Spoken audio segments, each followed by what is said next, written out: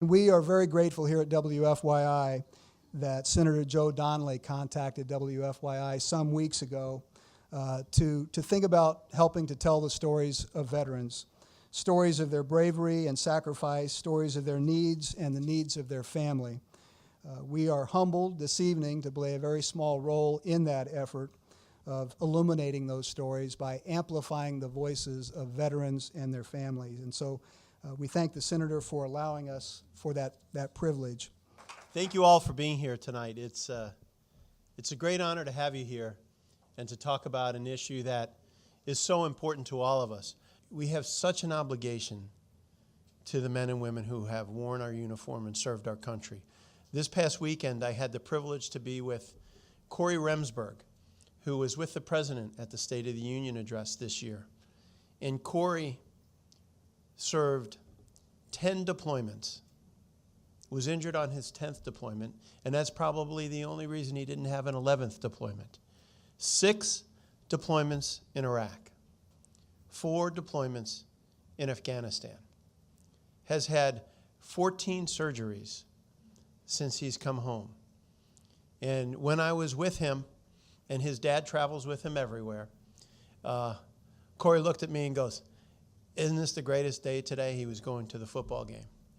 And you looked and you said, how can you not be inspired by the dedication and devotion of our veterans? And our obligation is to welcome them home and to make sure that every opportunity is there. It's a privilege to have you here, and it's a visible testament to how much we care about our veterans. And I would just like to introduce very quickly and have him say hello to all of you. Our Adjutant General for the Indiana National Guard. Our Indiana National Guard has been through extraordinary challenges the past years. We have been a guard at war. We have been a nation at war. The Indiana National Guard is the 4th largest in the entire country. Out of all the states, 4th largest. Per capita, number 1. And we've had an extraordinary leader who has led extraordinary people. And I would just like to introduce him to you so you can see him and he has a chance to say hello. General Martin Umbarger.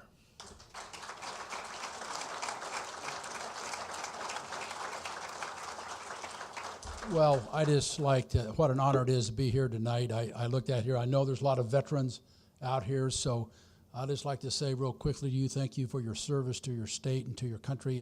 And Senator Donnelly, my friend, thank you for being a champion. I will tell you, he is a champion for all those things, for all of us that have worn this uniform, and particularly for those that have had scars, both hidden and seen of battle, and then the benefits for us. So, Senator, thank you for being here, and I'll looking forward to the movie and spend a little time with all of you. Thank you. And so we want to answer any questions, talk about any experiences you have, and more than anything, we're grateful you're here and want you to know that, and I know Dan Coates and all of our congressional members feel the same way, and all of our state members, and right down to the city council in our smallest town, that we want to be there for our vets. Hi, my name is Winnie Wilson. I'm Director for the Office for Veterans and Military Personnel at IUPUI. And we have about 1,300 veterans on campus. School is becoming a feasible choice if they can't find a job because they get a nice GI Bill stipend and it's paid for. And a lot of times what we see is there are a lot of issues that need to be dealt with before they can actually be successful in school. And I know there's a lot of organizations to assist with certain issues that service members may face. But a lot of times finding the immediate assistance is really difficult. We have to take on issues dealing with employment, homelessness, family issues, mental health issues. Just the first week of classes, which was last week, we had the Indy Vet Center, or the Mobile Vet Center, on campus every day. And they said their workload, they were just overwhelmed. They said they have a full caseload just off IUPUI.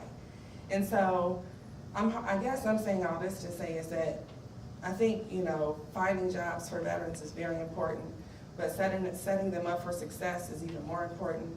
And if they don't have the skills to get a job, I think going to school is a good option to develop skills.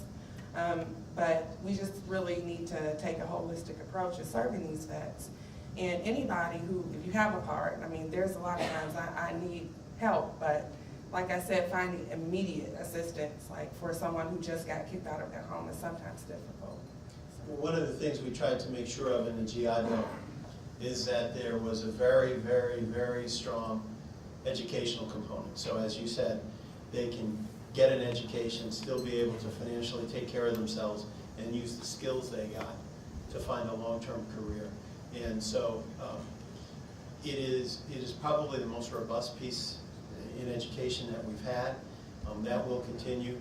But to know that that vet center is there, we'll do everything we can as an office to work together for you, because one of the things that's kind of a standing offer or a standing pledge is if you see somebody who's struggling or somebody who has a challenge and for whatever reason they can't get an answer, call us. We'll go through the whole roster from A to Z of everybody we can find to make sure we can get an answer. Your sacrifice, your dedication for hundreds of years is what has kept us safe, and our obligation is to make sure that when you come home that we have the services, the ability to make sure that you can feel truly at home again with your family, with a job, comfortable having a backyard barbecue and not worrying about anything. Our goal is to make sure that you know how much we care about you, how much we're devoted to you, and that we'll be there for the long haul. So thank you so much for being here tonight, and to WFYI, thank you for hosting us. Thank you very much.